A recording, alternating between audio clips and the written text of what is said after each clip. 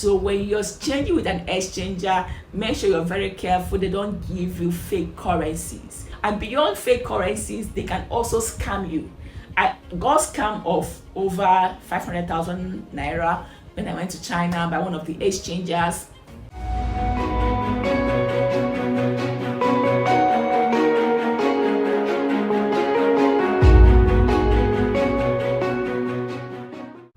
Hello, evergreen lovers, you're welcome to my channel, Journey to 50.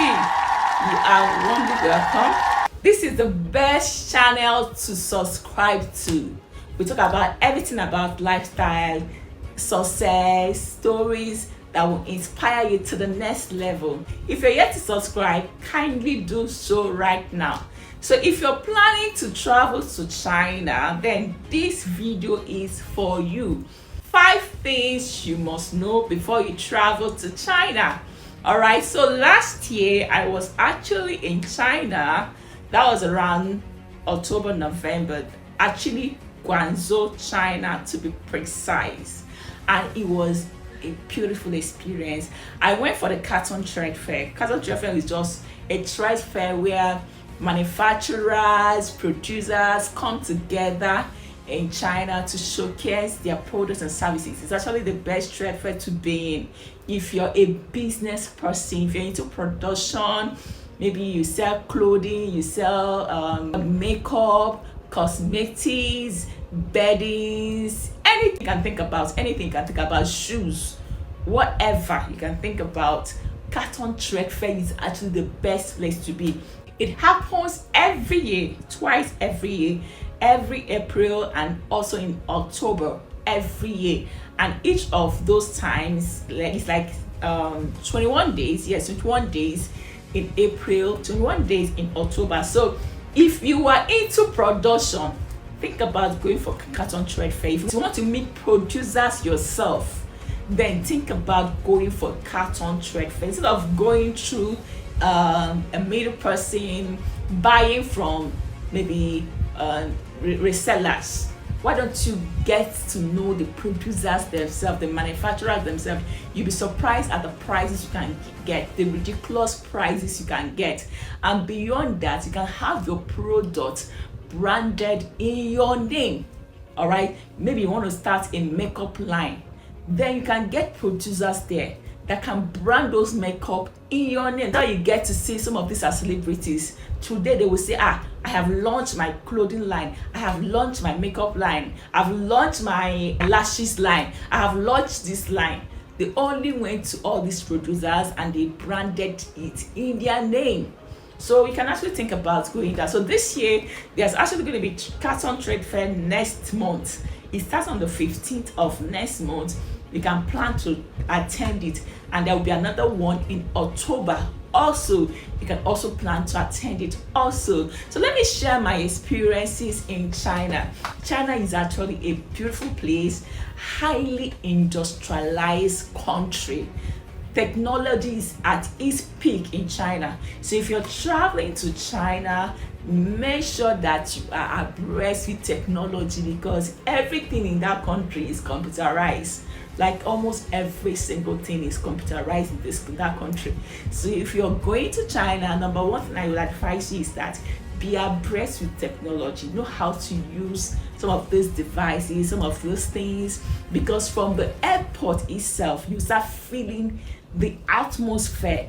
Okay, I remember when I got to China, as I go to the airport, you couldn't even see airport attendants to talk to. There are machines directing you what to do, signboards, machines, you know, everything was computerized, every single thing. A lot of people were confused, were just asking, help me. You know, they were looking for assistance here and there. So if you're going to China, make sure that you are abreast with technology. Secondly, if you're going to China, install your Google Translate. Have a translator. If you're not speaking Chinese language, make sure you have a Google Translate.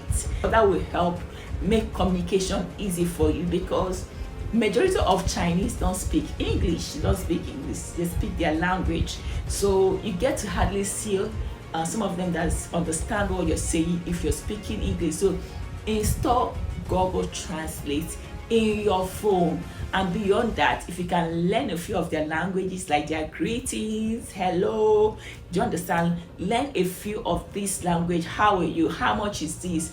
Just learn a few of that if you can.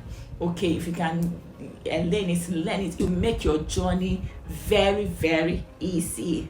Thirdly, if you're going to China, you will need to install a VPN. Okay, but then you can actually do it once you get into China, because China is like a closed up country. Some of these things, all these apps we have here, they don't work in China. So you have to install a VPN for all those apps to work on your phone. Like you have to work on your WhatsApp. They don't use WhatsApp, they use WeChat. So if you want to have your WhatsApp working whilst you're in China, you must have a VPN. Okay, they don't use Instagram, they don't use Facebook, they don't use TikTok. I know they have their own TikTok, but they don't use the TikTok that we use. So China is a closed up country. So if you're going to China, you must have your VPN installed in your phone so that you can be able to communicate whilst you're in China. Another thing you have to put into consideration is exchange rates. If you're traveling to China, make sure you're able to change your money from dollars to kwa, or yen, because you cannot spend dollars inside China.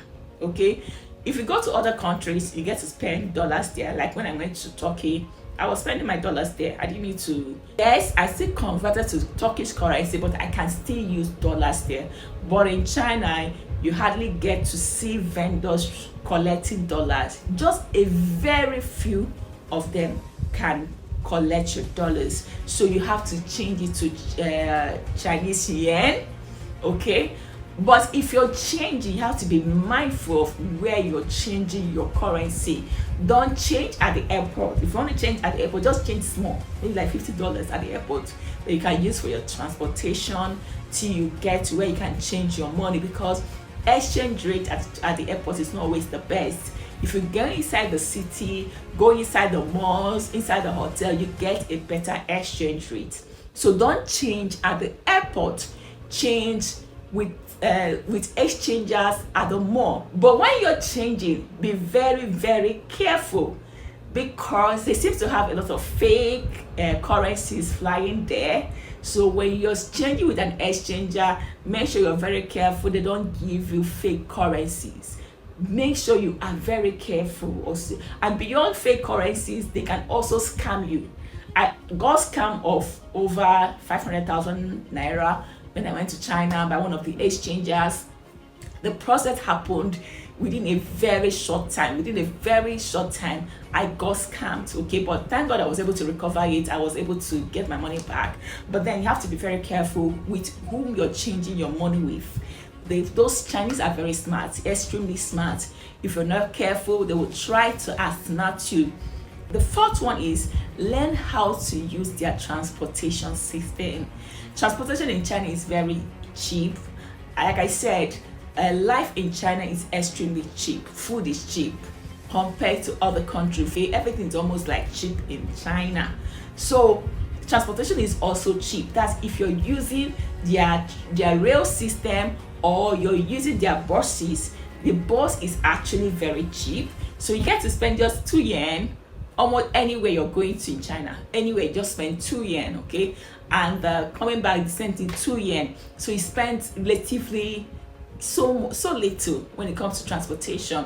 You can also use their rail system. Their metro systems works very well. So you can use their rail system and you get to spend less. But if you want to use like cabs, you spend a lot. And when you're using the cab, also be careful, because sometimes those cab drivers tend to be very smart, especially when they know that you're a foreigner. They're trying to play the smart one on you. Even if their meters are reading, the meters can be reading and they will still outsmart you. All right, so if you want those details, I'll give you those details. But then if you want to use their cabs, you get to spend more. A place where the bus will take you for 2 yen, you spend up to 100 yen. using a car. So their bus system is actually the best. Then the fifth thing you should put into consideration when traveling to China is to get a travel guide, or they call it an errand person. You can get an errand person that will take you around. It makes your life so easy. The errand person will help you get an affordable hotel, or a travel guide will help you get an affordable hotel, teach you how to navigate the transport system. You'll be surprised how much you will be saving using a travel guide. It saves you a lot of money. I remember when we traveled last year, the first hotel we paid for, we're spending like 350 yen per night. 350. So when we got a travel guide that was with us, he got us an another place where we paid like 250, but that 250 place was like 3 times better than the one we paid 350 yen. So having a travel guide makes a lot of difference. Then if you're traveling to China and you're a business person, don't forget to travel with your business card. Travel with your business card. It helps you so that you can give your card as you meet people. So your business card is very important. Don't forget to go with your business card. So I hope this helps you if you're planning to make a trip to China. These are the basic things you can put into consideration to make your journey worthwhile. I hope you have enjoyed this series. This is still Journey to 50 with Evergreen Lizzie, where I talk about everything about travels, everything about life experiences, everything about making the best out of life. If you are yet to subscribe, please do so that you can be part of this family and this journey with us as we move to a higher level in life. All right, see you in my next episode and stay blessed.